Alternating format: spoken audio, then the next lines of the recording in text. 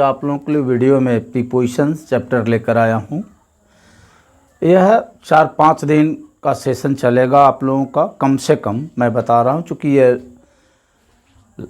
Long chapter है और इस लॉन्ग चैप्टर भी है और इम्पॉर्टेंट चैप्टर भी है। इसके बिना आपका लैंग्वेज और लिटरेचर कभी सुधर ही नहीं सकता है, इसलिए आप लोगों को प्रीपोजिशन पर ज़रूर ध्यान देना चाहिए। पहले यह समझना है कि प्रीपोजिशन है क्या, प्रीपोजिशन कहते किसको हैं। हिंदी में इसी को कहते हैं संबंधवाचक अव्यय। सबसे पहले आप डिफिनीशन को समझने का प्रयास करेंगे। Words that link nouns and pronouns to the rest of the sentence are called pronouns. वे शब्द जो नाउन और प्रोनाउन को वाक्य के अन्य शब्दों के साथ जोड़ता है और संबंध बतलाता है, उसी को प्रीपोजिशंस कहते हैं। सॉरी, यहाँ पर प्रीपोजिशंस कहते हैं, प्रीपोजिशंस कहते हैं। It is not necessary that A preposition is used only before a noun और प्रोनाउन। आप लोग समझते होंगे कि प्रीपोजिशंस का प्रयोग केवल नाउन और प्रोनाउन के पहले लगता है। ऐसा नहीं है, नाउन और प्रोनाउन के पहले भी लगता है और नाउन और प्रोनाउन का संबंध वाक्य के अन्य शब्दों के साथ स्थापित करता है। यह बिल्कुल सही है, लेकिन प्रीपोजिशंस का प्रयोग नाउन और प्रोनाउन के बाद भी हो सकता है और सेंटेंस के अंत में भी हो सकता है। आगे चल कर के आपको स्पष्ट हो जाएगा।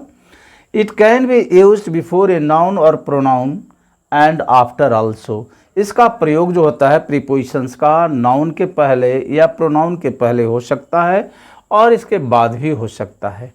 अब प्रश्न ये उठता है कि प्रीपोजिशंस कितने प्रकार के हो सकते हैं, कितने प्रकार के होते हैं। तो there are 3 types of prepositions, 3 प्रकार के प्रीपोजिशंस होते हैं। ये समझना है कि तीनों प्रकार के प्रीपोजिशंस कौन कौन हैं। कभी कभी ऐसा होता है कि सेम प्रीपोजिशंस ही अलग अलग ग्रुप में भी आ जाते हैं, दूसरे ग्रुप में भी, दूसरे टाइप में भी आ जाएंगे।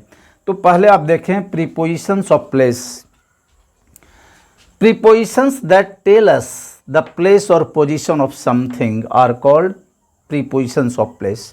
वे प्रीपोजिशंस जो किसी वस्तु के स्थान या पोजीशन को, स्थिति को बतलाता है, उसी को हम प्रीपोजिशंस ऑफ प्लेस कहते हैं। जैसे आप देखिए एग्जाम्पल में, the book is on the table.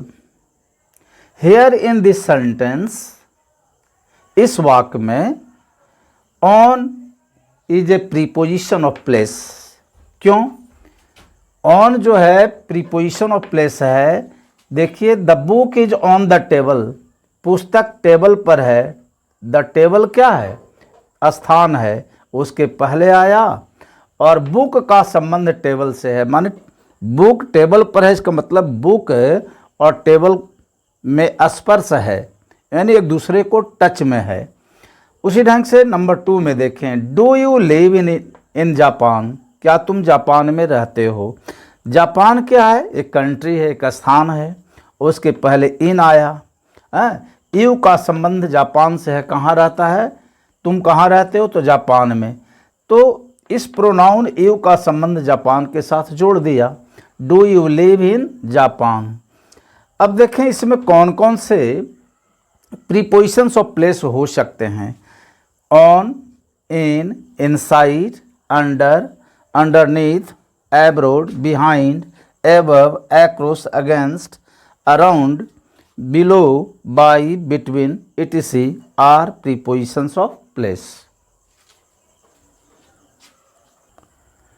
अब देखेंगे प्रीपोजिशंस ऑफ टाइम।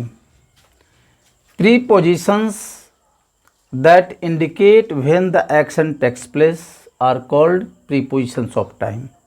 वे प्रीपोजिशंस जो कार्य के होने का समय को दिखलाता है, इंडिकेट करता है, संकेत करता है, अर्थात सूचित करता है, उसको हम कहते हैं प्रीपोजिशंस ऑफ टाइम।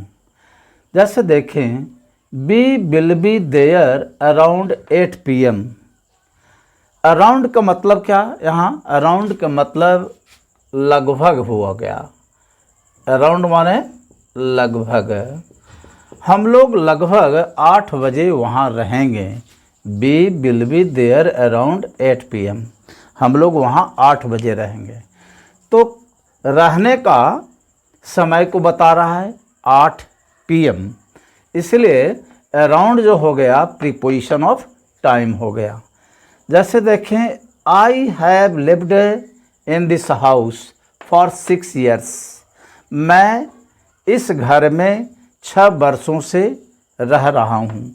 अब यहाँ ज़रा देखें, फॉर 6 years हुआ 6 वर्षों से, तो रहने का कार्य कितने साल से, 6 वर्षों से। तो ये एक्शन का समय बताता है, शो करता है, इसीलिए फॉर प्रीपोजिशन ऑफ टाइम हो गया। इसमें आता है प्रीपोजिशन ऑफ टाइम में around, for, after, by, inside, until, before, past, since, between, etc are prepositions of time. ये सब प्रीपोजिशंस ऑफ टाइम है। क्या आप लोग अंग्रेजी नहीं सीख सकते हैं? बिल्कुल अंग्रेजी आप लोग सीख सकते हैं, बशर्ते आप 1 घंटे समय देंगे। मैं बताऊं, अरे मैं भी एक देहाती स्कूल में पढ़ा है और पेड़ के छांव में पढ़ा है। आप लोगों को विश्वास नहीं होगा, मैं खुद ही मिडिल स्कूल तक 7वें क्लास तक पेड़ के छांव में पढ़ा है। वैसे विद्यालय से एकदम देहात रिमोट क्षेत्र से बिलोंग करता हूँ और आज आप लोगों को मैं अंग्रेजी पढ़ा रहा हूँ। तो ऐसा ये नहीं समझेंगे कि आप अंग्रेजी नहीं सीख सकते हैं, आप बिल्कुल अंग्रेजी सीख सकते हैं। You have to dedicate at least 1 hour daily on English. अंग्रेजी पर केवल आप 1 घंटा समय दे दें तो I think you will be able to speak in English and you will be able to write in English also.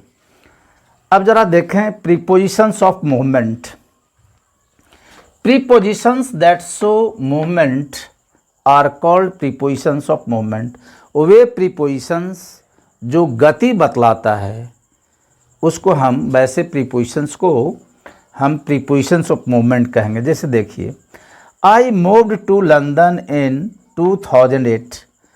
मैंने 2008 में लंदन गया। अब देखिए, लंदन जाना, तो लंदन जाना में गति है, एक देश से दूसरे देश जाना ये मूवमेंट है। तो मूवमेंट, ये टू जो हुआ इस सेंटेंस में, यह प्रीपोजिशन ऑफ मूवमेंट हो गया। ये टू जो है प्रीपोजिशन है। श्याम स्वाम एक्रोस द रिवर। श्याम तैर कर नदी पार कर गया। एक्रोस का मतलब होता है इस पार से उस पार। श्याम इस पार से उस पार नदी तैर कर पार किया।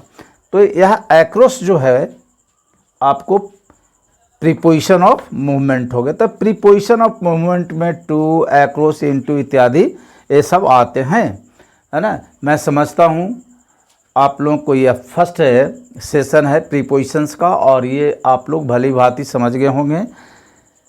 आप सभी विद्यार्थियों से आग्रह है कि इस चैनल को ज़रूर सब्सक्राइब करेंगे और वीडियो को ज़रूर लाइक करेंगे, अपने मित्रों को भी शेयर करेंगे। अगले दिन मैं और इसी प्रीपोजिशन पर विस्तार से मैं आपको और चर्चा करूँगा। Thank you.